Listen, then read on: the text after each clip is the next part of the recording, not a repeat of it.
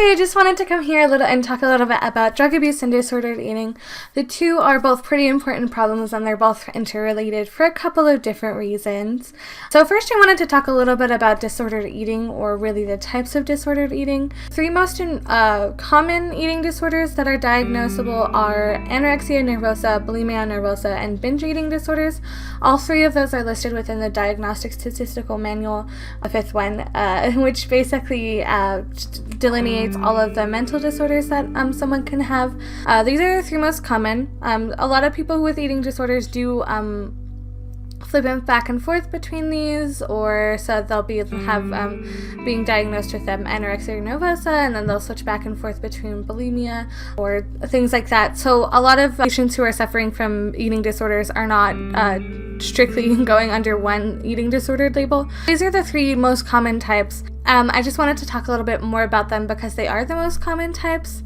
Bulimia nervosa is an eating disorder that isn't necessarily categorized by having a lesser body weight. Most people who are bulimic actually are within 15% of the ideal body weight. Sometimes they're a little bit less, sometimes they're a little bit more, but they're usually around the average body weight, people with bulimia.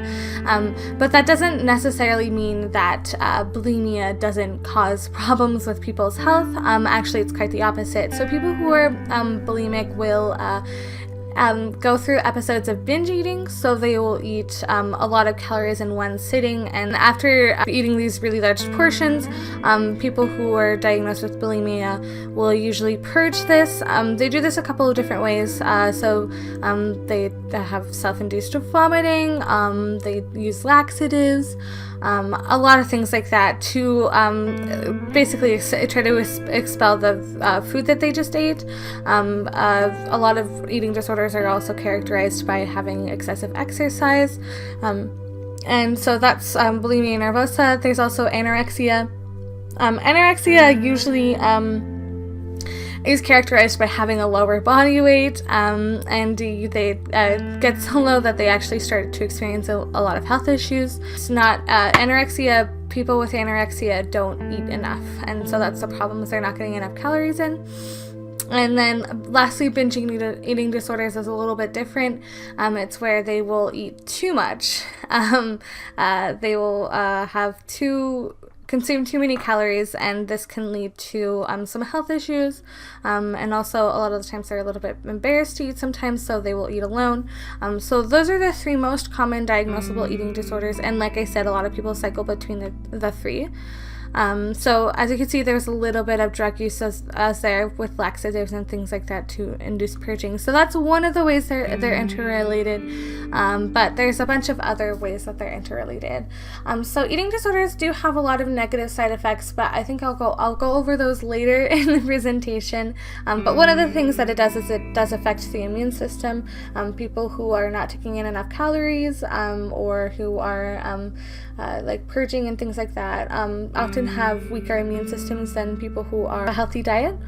One of the interesting ways, and also pretty sad ways, that drug use and eating disorders are interrelated are actually through infections.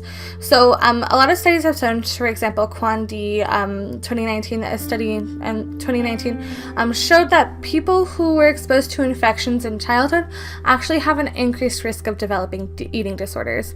And also specifically not just having infections, it's the medications that they used after infections. Correlation isn't causation, but people who were on antibiotics and things when they were younger have an increased risk for eating disorders. And so this kind of shows that eating disorders maybe cause some drug use behavior. That drug use behavior can influence the use of eating disorders.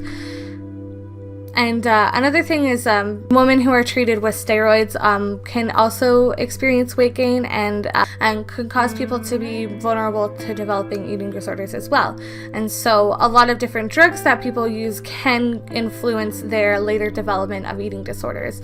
So it's kind of important to watch not only drug use but also eating disorders, because they both kind of go hand in hand and influence each other in a sort of vicious cycle. So what'll happen is maybe they'll start feeling more a little bit weirder about their weight at a younger age, and they'll start using medication, or they'll at the age of 12, or they'll start using medication, and then they'll start having more disordered eating. And this will lead to even more drug use later on. And so it starts small and then gets bigger and bigger and bigger and kind of snowballs into a really big problem. This is also especially a big problem because of all the health issues that come along with not only drug abuse, but also just eating disorders can cause like a lot of health issues. Another thing, non-medical prescription stimulant use is also associated with eating disorders. So that's another element to drug use and eating disorders, is drug use can cause eating disorders, or at least be contributing factors to developing and eating disorders. While people have eating disorders, they will use drugs in order to further their eating disorders, and so they just play into each other in like a vicious cycle of, getting worse and worse and worse.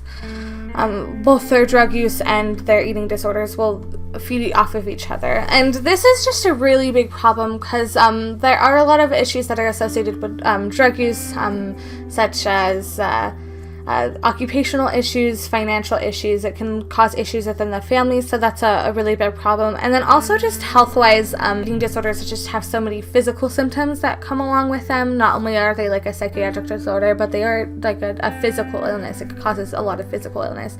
One of those things that it causes is an electrolyte imbalance. So if you're not getting in enough calories, not getting in enough nutrients, that can cause some problems with how your neurons fire and how your muscles work.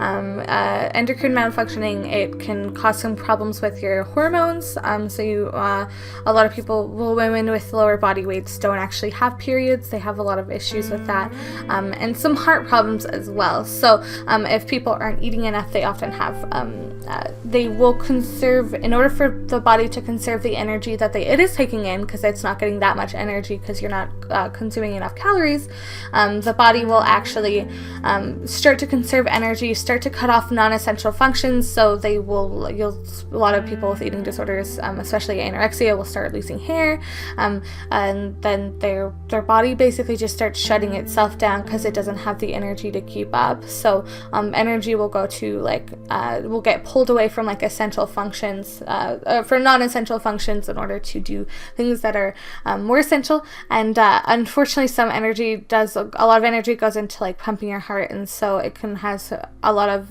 people with anorexia end up having like heart issues and even heart failure because they have anorexia.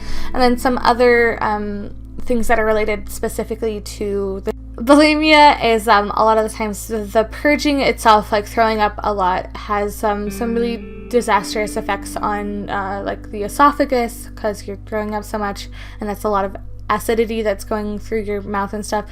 It can ruin your teeth. A lot of people with bulimia get pancreatitis, and they can get ulcers, things like that. So there are just a lot of health issues that come along with drug use, and other issues that come along with drug use and eating disorders.